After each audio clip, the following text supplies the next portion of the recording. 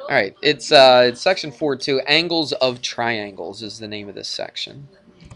All right, so let's write that down. Angles of triangles. All right, and who wanted orange? Okay, Emily wanted orange. All right, so here we go. Let's actually I messed it up because I'm going to put a triangle right here, and it turns to white after I put the triangle in here. Let's make it a little bit bigger so I can write in here. It's just a regular ordinary triangle. Now we mentioned this yesterday. Remember I said it was kind of like we're getting a little ahead of ourselves. Sometimes I say it's free of charge. People are like, free of charge? What are you talking about? Yes, I won't include this in your tuition bill. But what did we learn yesterday about the three angles in here? What do they do? They add up to 180. Okay, so let's call this just angle 1, 2, and 3. All right. Now the 1, 2, and 3 don't represent how many degrees it is. It's just labeling the angle. Is that all right? So I could write what? Angle 1 plus angle 2 plus angle 3 equals how many degrees? 180 degrees. So are you just going to believe me and just say, yeah, I guess I'll take your word for it. It's 180 degrees. They've always told me it's 180 degrees, so I might as well just believe it. Is that what you really want to do? Yes. Come on now. No, Trevor had the correct answer, and he said, no, I don't want to just believe it. I want to,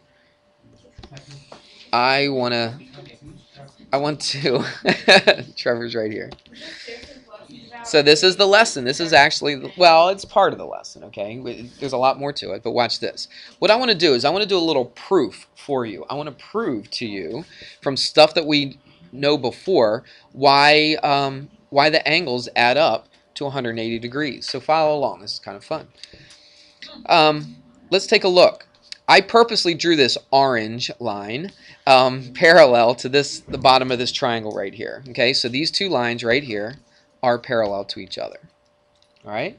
So if these two lines are parallel to each other, let's take a look. Look at this angle right here. This is something we learned in the last chapter. If you wanted to, you could extend this out, I guess, but we're okay like this. Look at this angle right here, angle 1. And look at this angle up here that I haven't marked yet. What do we know about those two angles? Okay, why are they equal to each other? Say it. It's not opposite. Alternate, right. We call them, and it really doesn't, to tell you the truth, it really doesn't matter that much what you call it, but we just need to be on the same page, so we're calling them the same thing. So we call it the alternate interior angles. The important thing is that you know that they're equal to each other, okay? So angle 1, and so let's just call this angle 1, is that all right? Since they're the same, all right, so I'll just make that angle 1. Do you see anything else you can do along that line of thinking? Okay, so angle 3 is this angle. So what do you think about this one right here? That has to be angle 3 as well. Would you agree? Because of what reason again? Because alternate interior angles are equal. Now technically that little theorem that we had said if two parallel lines are cut by a transversal, then the alternate interior angles are equal. Okay, but if you just say alternate interior angles are equal, I know exactly what you're talking about. Yes. This, if you wanted to, yeah, just to make it look a little bit more like the parallel lines and the transversals. But you don't really have to, though, do you? You know that they're equal. Now, tell me something that you know about angle 1 plus angle 2 plus angle 3. Oops, forgot the angle symbol. And this angle 1, this angle 2, and this angle 3. What do they all do? They add up to 180. How do you know that? Because they form a what? They form a straight line or a straight angle, right? So look, if these three angles add up to 180, 1 and 3 are the same as 1 and 3 right here, right? So guess what must be true about the angles inside the triangle? They have to add up to be 180 degrees, don't they? All right? Isn't that cool? That's kind of like a proof right there. And it really is. It's not kind of like. It is a proof. I just didn't formally write down all my little steps right here, but that's what we did. I made a line right here that's parallel to this. Now, I had to do that on purpose. On purpose, I made this parallel to this. It's not just any old line. It has to be parallel to this line. But then I looked at angle 1. I said, oh, these two angles are the same. Angle 3, those two angles are the same. right there. So that's got to be 1, that's got to be 3. So check it out. 1, 2, and 3 are the same as this 1, 2, and 3. This 1, 2, and 3 add up to 180 because they form a straight line. So guess what about this 1, 2, and 3? They also add up to 180. So I basically just proved it. Now, don't you feel much better about this than just a teacher telling you they're equal to 180? Believe me. That's it. Just believe me. All right. Sometimes there are times when you just have to believe somebody that that's true. But there's a lot of times, especially in geometry, that that you want to prove it. Okay. You want to go back and use stuff that you learned before. You want to go back and use stuff that you've learned before and apply it. And there you go. Emily, what were you going to say?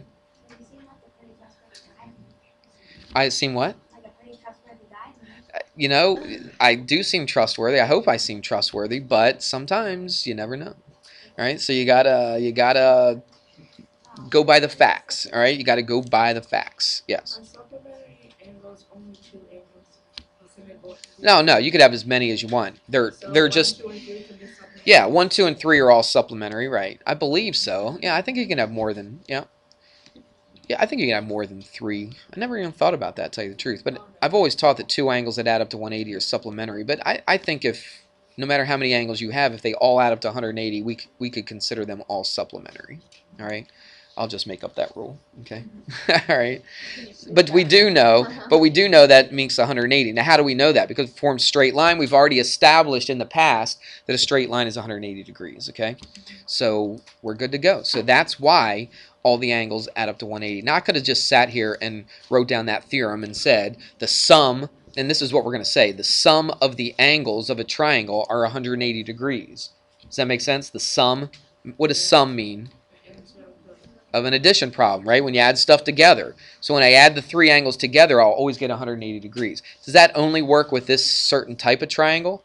Works with any triangle whatsoever. It doesn't have to be, you know, an acute. It could be obtuse. It could be right. It could be isosceles. It could be equilateral. It could be any of those, okay? All right. And we discussed this yesterday. Remember I said we were getting ahead of ourselves a little bit? Let's just do this since we're officially here now. Let's do this one right here. It might be going out of order from what they're doing in the book. But, yeah, let's just... Somehow it might not look like it, but let's just say it is. Okay, let's say it's equilateral. What did we say about equilateral triangles? They're also what? They're isosceles, that's true, but they're also equiangular. Okay, we actually have a theorem somewhere that says that. I don't know if it's in this lesson or not.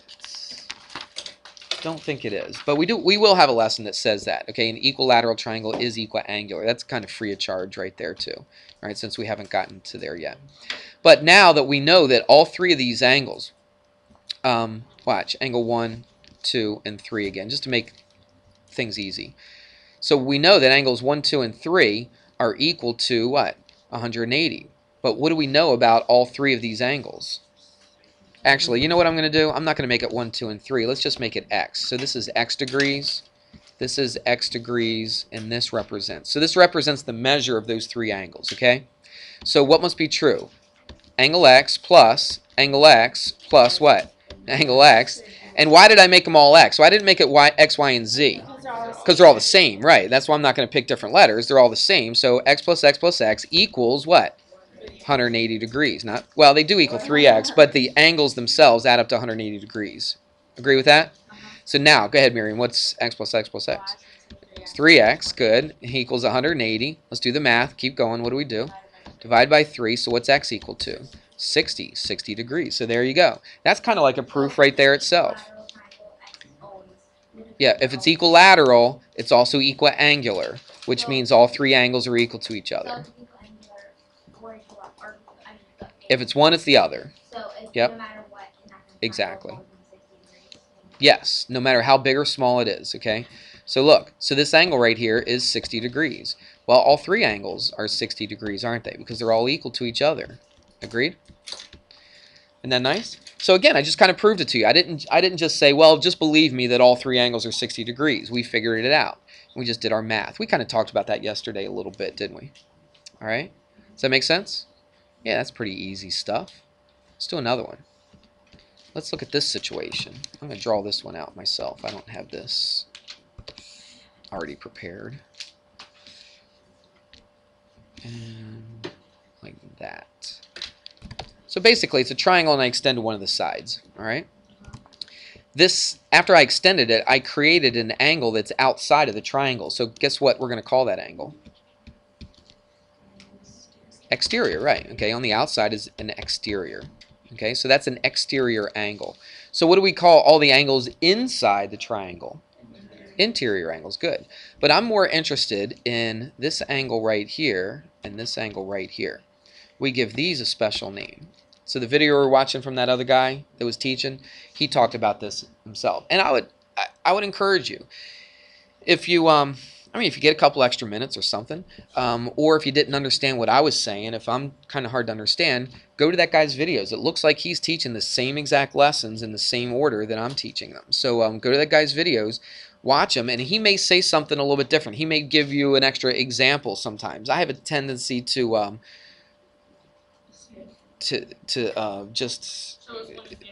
like chase rabbits. What's you ever hear that phrase? Go on a rabbit trail, chase rabbits. Going anyway.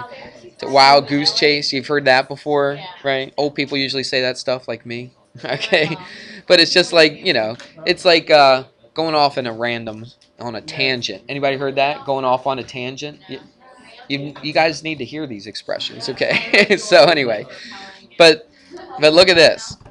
These two angles right here are called remote interior angles because they're inside the triangle, so they're interior, and they're remote interior. Remote means far away. So like if you were out in the remote part of the country, what does that mean? You're kind of away from civilization. Or my favorite example is the remote control.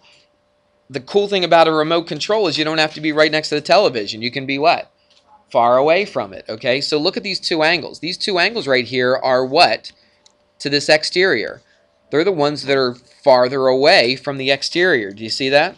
So angle 1 and 2 are farther away. So what word does that mean? It means remote. So the remote interior angles. This one's right next to it. This one's adjacent to the exterior. So we're not going to consider that to be remote. Everybody got that? All right. All right. Wow, I don't know what's going on over there. All right, so let's see. We'll call this angle 3. And we'll call this angle... let's do this. Let's go 4 and 3. Is that all right? I'm sorry, 3 and then 4. It doesn't make any difference. It's just labeling the angles. I could have called them anything. Now, tell me something about... Watch this. This is another little mini proof of what we're going to do. Tell me something about angle 1 plus angle 2 plus angle 3. It's equal to 180. Do you see anything else in here that could possibly be equal to 180? Angle 3 plus angle 4. Watch. Angle 3 plus angle 4. How do you know angle 3 plus angle 4 is 180? Because it forms a straight line. Okay? Because they're supplementary, right? And they form a straight line, straight angle. All right? Everybody with me so far? Now look at this. That's the best way to do this. Oh, okay. They're both equal to 180, aren't they? Yeah? All right, so watch what I'm going to do. I'm going to do a little thing called substitution. You probably did substitution in Algebra 1, didn't you? All right, so let's do substitution. This is equal to 180. This is equal to 180. So guess what must be true about these two things? They must be equal to each other. So let's write that down. So angle 1 plus angle 2 plus angle 3, what must that be equal to? If they're both equal to 180, then that equals what? Angle 3 plus angle 4. Do you see that? See where we're going with this yet? Let's see what we can do. Let's look at this and do maybe a little bit of algebra. I got an angle 3 on this side and an angle 3 on this side. How can I simplify this a little bit? Okay, subtract it, right. Okay, we say cancel all the time, but we're technically subtracting, aren't we? So they subtract from each other. So look what angle 4 is equal to. Angle 4 is equal to what? Angle 1 plus angle 2. Sometimes that comes in really, really handy. All right, sometimes it really is useful. You don't have to know this theorem to be able to find some of these answers, but it really comes in handy. So this exterior angle right here is equal to what? The two what? Remote interior angles. Let's drop this down right here. Yep. Yeah, because we didn't put any specific numbers in here, did we? I mean, just numbers for the names of the angles. But yeah, this works no matter what. If we extend one of the sides, the exterior angle will always equal the sum of the two what? Remote interior angles. And you have a theorem, and that would be on page 246. Now, you're going to see a lot of theorems, especially now. Now we're starting to really get a little bit heavier into the geometry, okay? And you'll see a lot of things called theorems, and this one is called the exterior angle theorem. You don't really have to memorize the name of the theorem or anything, but it's called the exterior angle theorem. And I shorthand theorem just THM, is that all right? And look what it says. The exterior angle theorem says... Now, it's a little bit wordy, but basically it says this. It says that the exterior angle is equal to the sum of the two cross country, you're now dismissed. Of the two remote interior angles. All right, the two remote interior angles. That's basically what your exterior angle theorem says right there. That the exterior angle equals the sum, means you add up, right? The sum of the two remote interior angles. And I proved it for you, didn't I? We're not just taking things for granted, are we? You're not just believing me that this stuff is true. Yeah, you can look on there. Yep. Yeah, it should be. Yeah, we're right on track. Whatever it says, that's what it is. Yep. Let's see what else we want to do. Okay, here's another thing that we talked about before. Let's draw a right triangle this time.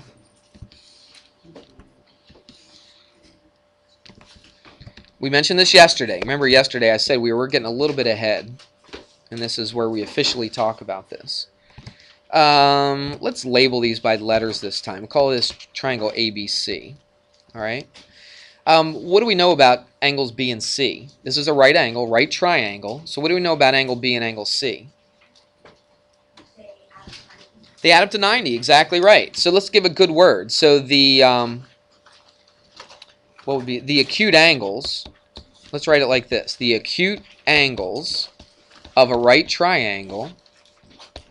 I shorthand a lot of stuff, right? Because there's a lot of writing. So the acute angles of a right triangle are, give me a nice good geometry word for angles that add up to 90.